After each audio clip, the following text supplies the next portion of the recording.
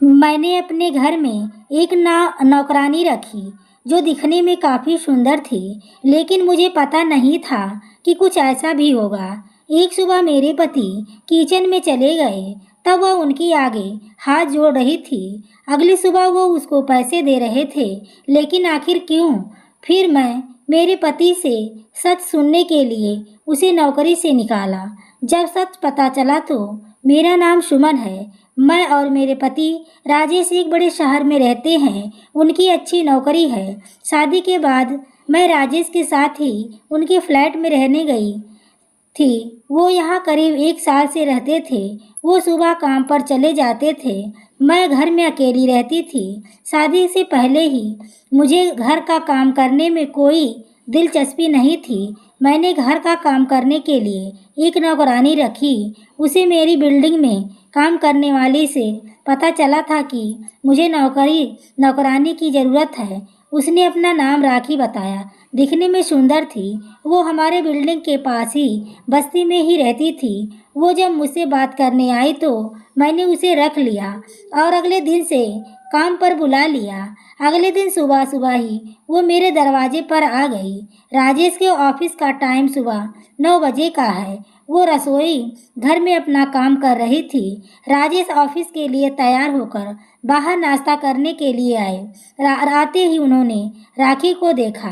राखी को देखते ही वो किसी सोच में पड़ गए और राखी ने जब उन्हें देखा तो उसके चेहरे भी बदल गया। राखी ने उसने कुछ देर ऐसी ही देखती रही। फिर अचानक उसकी नज़र मुझ पर पड़ी। जब उसे दिखाई दिया कि मैं उसे देख रही हूँ तो हड़बड़ा कर वो फिर अपने काम में लग गई। राजेश के साथ भी ऐसा था। राजेश और राखी जिस तरह से एक दूसरे को देख रहे थे, उससे ऐसा लग रहा था कि यह दोनों की पहली मुलाकात नहीं है। मैंने राजेश से पूछा कि क्या तुम इसे जानते हो? वो बोले कि हाँ, देखी सी लग रही है। शायद यही बिल्डिंग में काम करती होगी। आते जाते देखा होगा। मैंने भी सोचा हाँ, हो सकता है। उनके जाने के बाद मैंने राखी से बात की। पूछा कि पहले इस बिल्डिंग में कहाँ काम किया था। वो बोली नहीं मैडम, यहाँ तो मैं पहली बार आई हूँ। राखी फिर मुझसे पूछती है, मैडम ये आपके पति हैं? मैंने बोला हाँ। क्यों, क्या हुआ? वो बोली नहीं मैडम, कुछ नहीं, बस ये ऐसी ही पूछा। अगले दिन राखी काम पर आई। मैंने रात तक कुछ काम किया तो मेरी नींद देर से खुली। मैं अपने बिस्तर पर सो रही थी। राजेश उठकर तैयार हो रहे थे। थोड़ी देर बाद जब मेरी नींद खुली तो राजेश कमरे में नहीं थे।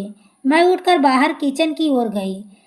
दरवाजे पर गई तो जो मैंने देखा वो मैंने सोचा नहीं था। राजेश गुस्से में थे और राखी उनके आगे हाथ जोड़ रही थी। 1 मिनट के लिए मुझे लगा कि कहीं मैं सपना तो नहीं देख रही हूँ। उन दोनों ने अभी मुझे नहीं देखा था। मैंने वहीं खड़े होकर उनकी बात सुनने की कोशिश की, लेकिन उसी पल राखी की नज़र मुझ पर पड़ गई और वो फिर अपने काम में लग गई। राजेश मुझे देखकर मेरे पूछे बिना ही बोले कि मैं यहाँ यह देखने आया था कि नाश्ता बना कि नहीं, ऑफिस में लेट ना हो जाऊँ। मेरे मन में अब शक आ गया था कि कुछ न कुछ बात तो है जो यह दोनों छिपा रहे हैं। मेरा मन अब कई तरह से विचार करने लगा।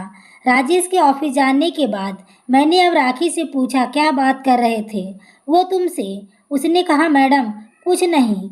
उसने भी मुझे कुछ नहीं बताया। मैंने सोचा कि उसे नौकरी से निकाल देती हूँ, लेकिन फिर मैंने सोचा कि अभी उसे निकाल दूंगी तो पता कैसे चलेगा कि बात क्या है। मैं दिन भर यही सोच रही ही थी कि उनसे सीधे सीधे पूछ लेती हूँ। शाम को वो घर आए। हम बैठकर एक साथ खाना खा रहे थे। राखी किचन में खाना बना रही थी। मैंने ऐसे ही कहा कि दाल में नमक ज़्यादा डाल दिया है, कैसा खाना बनाया है? राजेश राखी के सामने ही कहने लगे, नहीं ठीक है, अच्छा है, ऐसा ही खाना बनाती रहना। मेरे पति यह क्या कर रहे थे? एक नौकरानी की इतनी तरफदारी। रात मैंने फिर सोचा कि उनसे पूछूं, लेकिन मुझे पता था कि वो फिर यही कहेंगे कि कुछ नहीं। रात को ही मैंने सुबह के बारे में सोच लिया था कि मुझे क्या करना है। मैं सुबह फिर बिस्तर पर आंख बंद करके लेटी रही। राजेश उठकर तैयार हो रहे थे। मुझे लगा था कि आज भी शायद यह किचन में जाएंगे, और वैसा ही हुआ। वो किचन में गए। मैं भी चुपके से उनके पीछे गई, यह देखने कि आज राजेश क्या करने वाले हैं। राजेश ने आज भी कुछ किया। आज राजेश राखी को रुपए दे रहा था। मेरे घर में यह क्या हो रहा था? 3 दिन में इस नौकरानी ने मेरे पति पर क्या जादू चला दिया। मैंने भी सोच लिया कि मुझे क्या करना था। उस शाम राजेश घर आए। घर आने के बाद उन्होंने कहा कि राखी को बोलो कि चाय बना दे। मैंने कहा कि चाय मैं बना देती हूँ। वो बोले कि क्यों, वो नहीं आई? मैंने कहा कि आपको उसकी इतनी फिक्र क्यों हो रही है? मैंने उसे काम से निकाल दिया, अब नहीं आएगी। राजेश बोले क्या हुआ, क्यों, कुछ किया क्या उसने? मैंने कहा हाँ, उसने पैसे चुराए थे। राजेश बोले कि अरे, उसने चुराए नहीं थे, मैंने दिए थे, बस यही मैं सुनना चाहती थी। मैंने बोला क्यों, आपने क्यों दिए? वो भी इतने पैसे किस बात के लिए? कौन सी बात? नहीं, बोलने के पैसे आप उसे दे रहे थे। राजेश बोले तू पागल हो गई हो? तुम पूछ रही थी कि मैं उसे जानता हूँ। या तो सुनो, राखी एक लड़की है, करीब 7 साल की।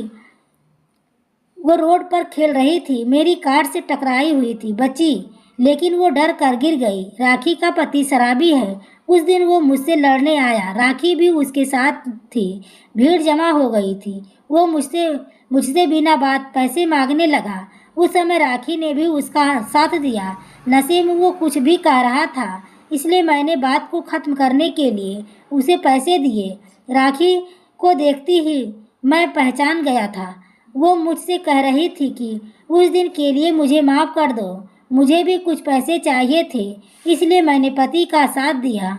अब वो उसके पति से अलग रहने लगी और उसकी माँ और बच्ची की जिम्मेदारी उस पर है, इसलिए वो कह रही थी कि उसे नौकरी से मत निकालना। मैडम को वो बात मत बताना, नहीं तो मुझे भगा देंगी। इसलिए मैंने उसे कुछ पैसे दिए ताकि वो अपना घर चला सके।